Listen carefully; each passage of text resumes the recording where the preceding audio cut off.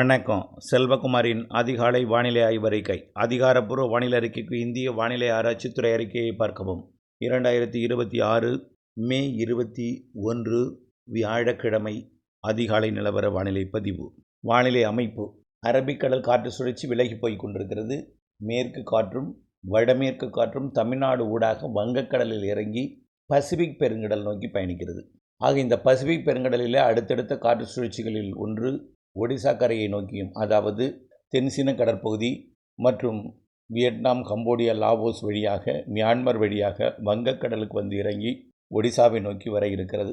இந்த காற்று சுழற்சியை நோக்கி, இந்த தாழ்வை நோக்கி தற்பொழுது மேற்கு காற்றும் வடமேற்கு காற்றும் தமிழ்நாட்டின் ஊடாக பயணித்து கிழக்கு நோக்கி பயணிக்கிறது.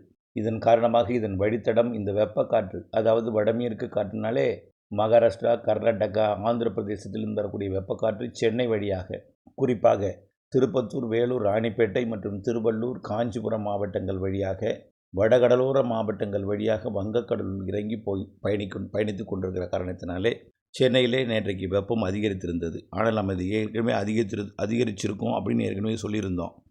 எவ்வளவு அதிகரித்துன்னு பார்த்தீங்கன்னா 100 டிகிரியை தொடுன்னு பார்த்தோம். ஆனால் நேற்றைக்கு 103 டிகிரியை தொட்டிருக்கு. மீனம்பாக்கம்னாலே உணர்வு வெப்பம் அதிகமாக தான் இருக்கும்.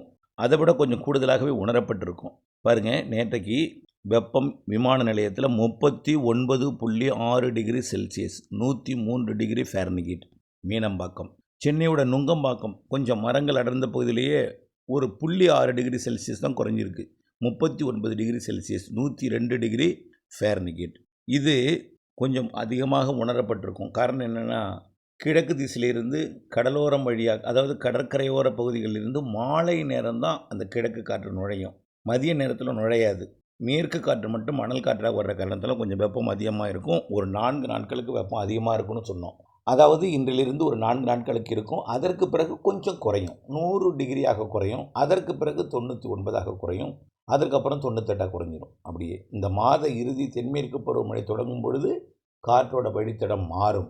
ஆக இந்த மாத இறுதியில் வெப்பம் குறையும். இப்போ கொஞ்சம் வெப்பம் அதிகம் இருந்தாலும் ஒரு 4 நாட்களுக்கு தான் அதிகமாக இருக்கும். அப்புறம் இந்த டிகிரியை விட கொஞ்சம் குறையும்னு சொல்லியிருக்கிறோம். அதே போல் இன்னும் பல இடங்களில் உள்ளேயும் இருக்கும். ஏனென்றால் மேற்கிலிருந்து வரக்கூடிய காற்று வெப்பமடைந்து கடலோரம் வரும்பொழுது உள் மாவட்டங்கள் வெப்பம் இருக்கும். ஆனால் அதிகபட்சமாக காஞ்சிபுரத்தில் தான் அதிகமாக இருக்கும். காஞ்சிபுரம், திருத்தணி, வேலூர் மட்டும்தான் அதிகமாக இருக்கும். இது ஒரு 4 நாட்களுக்கு தான், இதுக்கு மேலே இருக்காது. கவலைப்படாதீங்கன்னு நம்ம சொல்லியிருந்தோம். மழையை பொறுத்த வரைக்கும் நேற்றைக்கு, அதாவது நத்தம், திண்டுக்கல் பகுதியிலேருந்து உருவான வந்த மழை மதுரைக்குள்ளே போகாமல் புதுக்கோட்டை, சிவகங்கை, ராமநாதபுரம் மாவட்டம் வழியாக விருதுநகர் மாவட்டத்தோட காரியாப்பட்டியெல்லாம் மழை பொழிவை கொடுத்து அப்படியே தொண்டி மற்றும் மணமேல்குடி, கட்டுமாவடி இடைப்பட்ட பகுதி வழியாக கடலுக்குள் இறங்கி இலங்கை யாழ்ப்பாணம் வரைக்கும் பயணித்ததை நாம் நேற்று மாலை அறிக்கையில் அறிவித்திருந்தோம். அதன் அடிப்படையில் அறந்தாங்கியில் 45 மில்லிமீட்டர் மழை பொழிந்திருக்கு. நகுடி 33 மில்லிமீட்டர், ஆவுடையார் கோவில் 25 millimetre, Manamelkudi 18 millimetre, Aykudi 10 millimetre, Meemisal மழை கொஞ்சம் கம்மியாக 5 மில்லிமீட்டர் தான். அடுத்தபடியாக பார்த்திங்கன்னா ராமநாதபுரம் மாவட்டம் பரமக்குடி, திருவாடானை மற்றும் கமுதி இதெல்லாம் மழை. அடுத்தபடியாக பார்த்திங்கன்னா சிவகங்கை மாவட்டத்தில் காரைக்குடி 34 மில்லிமீட்டர், தேவக்கோட்டை 17 மில்லிமீட்டர், மேலும் சிங்கம்புணரி மற்றும் காளையார் கோவிலும் மழை தான். திருப்பத்தூரும் மழை தான். அதே போல் இளையான்குடியும் மழை. அடுத்தபடியாக பார்த்திங்கன்னா விருதுநகர் மாவட்டம் காரியாப்பட்டியில் 15 மில்லிமீட்டர் மழை. அங்கே பெருசாக மழை இல்லை. அதுக்கு பிறகு சரி, இன்றைக்கு எப்படி இருக்கும் அப்படின்னு பார்த்தா, இன்றைக்கும் தென் மாவட்டங்களுக்கு மழை தான். நேற்றைக்கு திண்டுக்கல், விருதுநகர் மாவட்டம் இடையே தொடங்கி மதுரையை ஒதுக்கி சிவகங்கை, ராமநாதபுரம், புதுக்கோட்டை தெற்கு மற்றும் சிவகங்கை மற்றும் ராமநாதபுரம், புதுக்கோட்டை மாவட்ட தெற்கு பகுதி வழியாக வங்கக்கடலுக்கு வளர்ந்தது போல் இன்றைக்கு வேறு சில மாவட்டங்கள், தென் மாவட்டங்களில் மழைப்பொழிவை கொடுக்கும். வட உள் மாவட்டங்கள் திருப்பத்தூர்லேயும் மழைப்பொழிவு நேற்றைக்கு கொடுத்துருக்கு. ஆம்பூர்லேயும் வாணியம்பாடியிலையும். இன்றைக்கு தென் மாவட்டங்களுக்கு வாய்ப்பு அதிகமாக இருக்குது. நாளைக்கு கர்நாடக எல்லையோரம், ஆந்திர எல்லையோரம், அதாவது இன்றைக்கு 21 தென் மாவட்டங்கள் பரவலாக கிடையாது. நேற்றைக்கு ஒரு 4 மாவட்டம் பெய்தது போல் இன்றைக்கு ஒரு 4-5 மாவட்டம் இருக்கும். அதே போல் வடபுள் மாவட்டங்கள்லேயும் ஒரு சில இடங்கள் இருக்கும். கர்நாடக எல்லையோரத்துலேயும் ஒரு சில இடங்கள் இருக்கும். இன்றைக்கு 21. 22 கர்நாடக எல்லையோரம் தொடங்கி வங்க கடலோரம் வரைக்கும் இருக்கும். நாளைக்கு வெயிலுக்கு பிறகு தான். ஏன்னா காற்று சுழற்சி விலகி போயிட்டு காற்று சுழற்சியில் வெப்பம் அதிகரிக்கும்னு சொன்னோம். அதிகரிச்சிருக்கு. மீண்டும் காற்று சுழற்சி வரப்போது மாத இறுதியில். சரி, இந்த மாத இறுதியில் வரக்கூடிய அந்த காற்று சுழற்சிக்கு முன்பு அந்த வெப்பசலன இடிமழை பொழிவு என்பது இன்றைக்கு தென் மாவட்டங்களும், நாளைக்கு வட உள் மாவட்டங்கள், கர்நாடக ஆந்திர எல்லையோர மாவட்டங்கள், தென் மாவட்டங்களில் ஒரு சில இடங்களும் இருக்கும் நாளைக்கு. அதாவது 22. 23 அதேபோல் வட உள் மாவட்டங்கள், கர்நாடக எல்லையோர ஆந்திர எல்லையோர மாவட்டங்கள், வட உள் மாவட்டங்கள்லையும், தென் உள் மாவட்டங்களில் ஒரு இடங்கள்லையும் இருக்கும். 24. 24 எப்படி இருக்கும்னா, கேரள எல்லையோர மாவட்டங்கள், கர்நாடக எல்லையோர மாவட்டங்கள்லையும் தொடங்கும் ஒரு சில இடங்களில். புரியுதுங்களா? பாலக்காட்டு கணவாயில் அன்னைக்கு தொடங்கலாம், ஒரு இடங்களில் பெய்யலாம். ஆனால் அடுத்தடுத்த நாட்களில் தான் பாலக்காட்டு கணவாய் மற்றும் ஒட்டுமொத்த நீலகிரி உள்ளிட்ட நீலகிரி முதல் கன்னியாகுமரி உள்ளிட்ட அனைத்து மேற்கு மாவட்டங்கள்லாம் 25ஆம் தேதியிலிருந்து படிப்படியாக மழை அதிகரிக்கும். புதிய காற்று சுழற்சி உருவாகி தென்மேற்கு பருவமழை இந்த மாத இறுதி நாட்களில் தொடக்க வரும் பொழுது படிப்படியாக 25ஆம் தேதிக்கு மேலே கேரளா, கர்நாடக எல்லையோர மாவட்டங்கள், கேரளாவிற்கும் கர்நாடகாவிற்கும், கேரள எல்லையோர தமிழ்நாட்டின் மேற்கு மாவட்டங்களுக்கும், கர்நாடக எல்லையோர மேற்கு மாவட்டங்களுக்கும் இந்த மாத இறுதியில் வலுப்பெறும் மழை. அதே நேரத்தில் வங்கக்கடலோரமும் மழைப்பொழிவை கொடுக்கும். இப்போ ஒரு 24ஆம் தேதி வரைக்கும் தான் வீக்காக இருக்கும்னு ஏற்கனவே சொல்லியிருக்கிறோம், தெரியுதா? 22, 23ஆம் தேதி கொஞ்சம் வெயில் அதிகமாகும், அதற்கு பிறகு மழை வரும் அப்படின்னு சொல்லியிருக்கிறோம். அதையும் மீண்டும் ஒரு முறை நினைவுபடுத்துகிறேன். மாத இறுதியில் நல்ல மழை இருக்குது. வெயில் கொஞ்சம் தொடர்ந்து இந்த சென்னை உள்ளிட்ட பகுதியில் கூடியிருந்தாலும் இன்னும் ஒரு 4 நாளைக்கு தான் இந்த 101, 100ங்கிற வெப்பநிலை 102க்கு போனாலும் அதற்கப்புறம் குறையும்.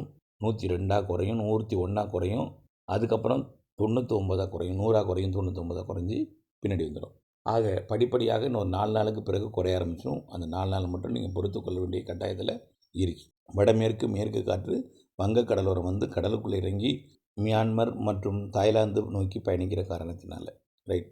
வெப்பச்சலன இடிமழை பொழிவு இன்றைக்கு தென் மாவட்டங்கள், நாளைக்கு வட உள் மாவட்டங்கள், கர்நாடக ஆந்திர எல்லையோர மாவட்டங்கள், நாளை மறுநாளும் கர்நாடக எல்லையோர ஆந்திர எல்லையோர வட உள் மாவட்டங்கள், அதற்கு பிறகு தென் மாவட்டங்கள் ஒரு சில இடங்களில் இருக்கும். அதற்கு பிறகு மேற்கு தொடர்ச்சி மலை மாவட்டங்கள், கர்நாடக எல்லையோர மாவட்டங்கள் 24ஆம் தேதிக்கு பிறகு 25லிருந்து 26, 27, 28 தொடர்ந்து அந்த மேற்கு தொடர்ச்சி மலை மாவட்டங்கள் மேற்கு மாவட்டங்களில் இருக்கும். படிப்படியாக பாலக்காட்டு கணவாய் பகுதிகளுக்கும், ஆரியங்காவு கணவாய் பகுதிக்கும், ஆரல்வாய் மொழிக்கும் வரும். அது அப்படியே வங்கக்கடலோரமும் மாலை இரவு நேரத்தில் வரும். பெரும்பாலும் இரவு நள்ளிரவு நேரத்தில் வரும். வங்கக்கடலோரமும் மாத இறுதியில் மழைப்பொழிவை கொடுக்கும்.